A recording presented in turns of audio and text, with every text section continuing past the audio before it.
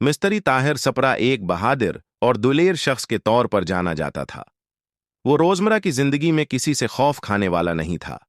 एक दिन वो अपने काम से फारिग होकर जलालपुर पैरवाला के करीब एक गांव में एक जानने वाले की मदद के लिए जा रहा था। रात का वक्त था और गांव की तरफ जाने वाला रास्ता घने दरख्तों और तारीक खीतों के बीच से गुजरता था। जब वो रास्ते पर पहुंचा तो हवा में अजीब सी ठंडिक और सरसराहट महसूस हुई। करीब ही एक पुरानी सनसान हवेली थी जिसके बारे में मशहूर था कि वहां कुछ परासरार वाकयात होते हैं। ताहिर ने उन कहानियों को हमेशा मजाक समझा था, लेकिन आज हालात मुख्तलिफ थे। जैसे ही वो हवेली के करीब पहुंचा, एक अजीब सी चीख सुनाई दी। ताहिर रका और उर्दगर्द देखने लगा।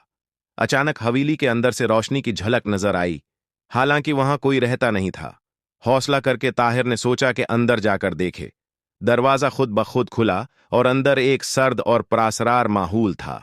दीवारों पर खून के निशान थे और कमरे में जगह जगह अजीब इश्काल की पुरानी तस्वीरें लगी थीं। एक कोने से किसी की सरगोशी सुनाई दी।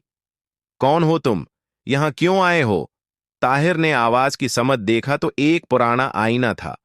आईने में एक साया नजर आया, लेकिन उसका चेहरा वाज़ेह नहीं था। साया बोला, ये जगह तुम्हारे लिए नहीं, वापस चले जाओ, वरना तुम्हें भी हमारी तरह कैद कर दिया जाएगा।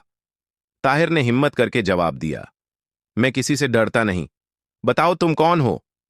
इस पर आईने के अंदर मौजूद साया हंसने लगा और हवेली लरजने लगी। कमरे के दरवाजे बंद हो गए और ताहिर को लगा जैसे वो किसी और दुनिया में आ गया है। वहां और भी कई साए थे और वो सब ताहिर की तरफ बढ़ने लगे। ताहिर ने अपनी समझदारी का मजाहिरा किया, एक जाविये से आईने को तोड़ दिया। आईना टूटते ही सब कुछ गायब हो गया और वो दोबारा बाहर रास्ते पर था। लेकिन उसके कानों में एक सरगोशी गूंज रही थी, ये हवेली तुम्हें कभी नहीं छोड़ेगी। क्या ताहिर वाकई आजाद हो गया था या हवेली की ये सरगोशी एक खौफनाक अंजाम की निशानी थी?